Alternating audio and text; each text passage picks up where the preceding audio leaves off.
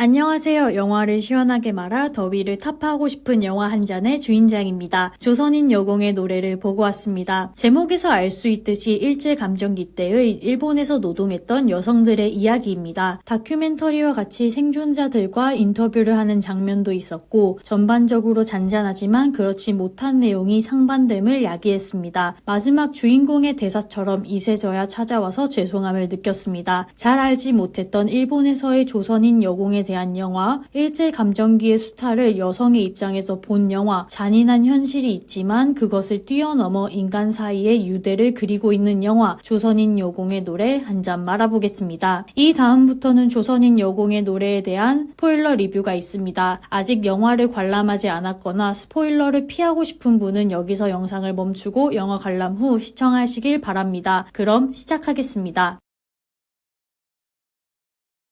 호르몬은 오늘날 일본에서 돼지나 소의 내장을 뜻하는 단어입니다. 또한 일본에서 선풍적인 인기를 끌고 있는 안주로도 유명합니다. 이 호르몬은 유래가 우리가 생각하는 것보다 비참한 역사를 가지고 있습니다. 호르몬은 오사카 사투리로 쓰레기를 의미합니다. 이는 일제강점기 대략 1910년부터 1940년까지 일본의 방적 공장에서 일하며 일본의 경제 호황을 이끌었던 조선인 여공들이 먹었던 음식입니다. 조선인 여공들은 일을 했음에도 불구하고 돈이 없었기 때문에 배를 굶주리는 일이 많았고 정육점에서 버리거나 밭을 비료로 썼던 그 당시에 이름조차 없어서 쓰레기, 즉 호르몬으로 불렀던 내장을 먹으며 버텼습니다. 오늘날의 인기 음식이 된 것은 정말 아이러니입니다. 이 호르몬으로 그녀들의 이야기는 시작됩니다.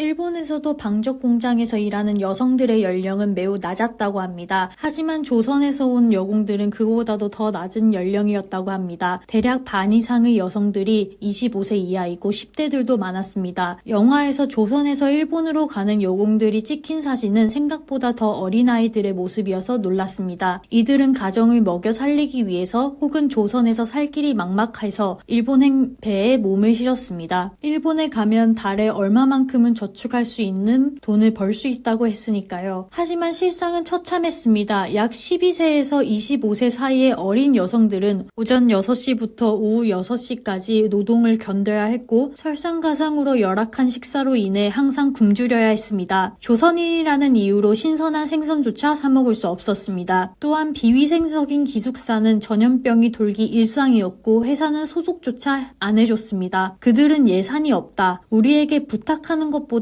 빈대에게 물지 말라고 부탁하는 편이 빠를 것이다 라며 방치했습니다. 그리고 공장 일을 하다가 과로로 인해 산재가 발생하면 당연히 처리해주지 않았고 오히려 욕설을 하며 매질을 하였습니다. 혹여나 실을 끊어 먹으면 감독관이 와서 심하게 폭행했다 합니다. 이런 인권유리는 일본 경찰에 의해서 묵인당했습니다. 또한 그녀들은 상해라는 조직에게 시달렸습니다. 이 조직은 조선인 여공들을 학대하는 단체였는데 일본 회사는 여공들의 인사권을 담당한다는 이유로 이와 같은 폭력을 묵인했습니다. 상회에는 조선인 단체고 회사에 충성을 보이기 위해서 같은 민족을 더욱 억압하고 폭력을 일삼았습니다. 또한 인신매매나 다름없는 강제혼을 종용한다던가 이쁜 여공을 성폭행한다던가 이런 악행을 일삼았습니다. 여성들은 일본의 감언이설에 홀려서 일본으로 향했지만 혹독한 환경에 하루하루를 버티는 삶을 살아야만 했습니다.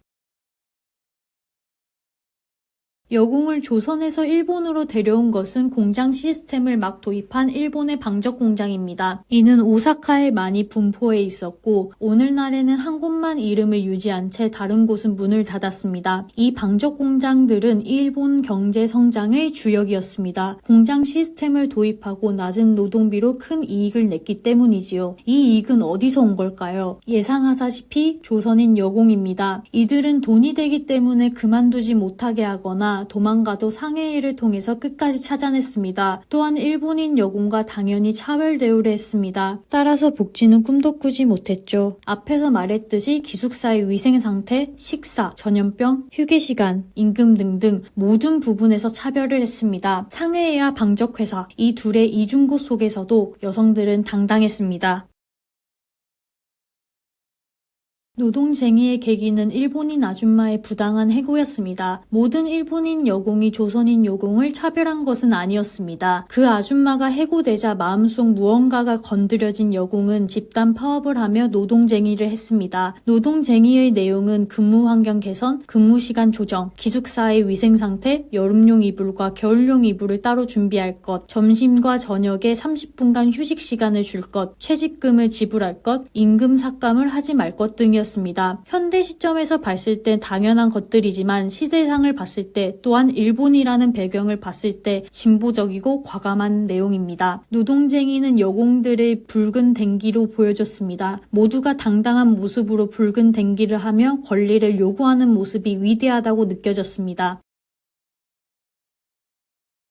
쟁의는 일본 경찰의 무자비한 진압으로 끝을 맞이했지만 그럼에도 불구하고 그녀들은 승자와 같이 당당했습니다. 그녀들의 당당함은 어디서 왔을까요? 차별과 억압과 수많은 폭력 속에서도 꿋꿋이 견뎠습니다. 이는 그녀들이 강인하기 때문일 수도 있고 제 생각에는 살고 싶었기 때문입니다. 사람이기에 살고 싶었고 열악한 환경 속에서도 살아야 했기 때문에 강인한 생명력으로 살아간 것입니다. 이를 잘 보여주는 것이 영화에 나오는 노래입니다. 이 노래를 듣다 보면 괜스레 위로를 받습니다. 현 시대를 살아가는 인물로서 살기 힘들어질 때, 그래도 살아야 할 때 이 노래를 생각하며 위안을 얻을 것 같습니다. 이는 여공의 힘든 삶과 작금의 현실이 닮은 부분이 있기 때문에 공감을 할 수 있는 부분입니다. 그럼에도 불구하고 살아야 했던 여공들, 일본과 조선이라는 국적을 넘어서 인류애로서 유대를 했던 여성들, 이런 부분들이 잔잔하지만 진한 감동을 주었습니다.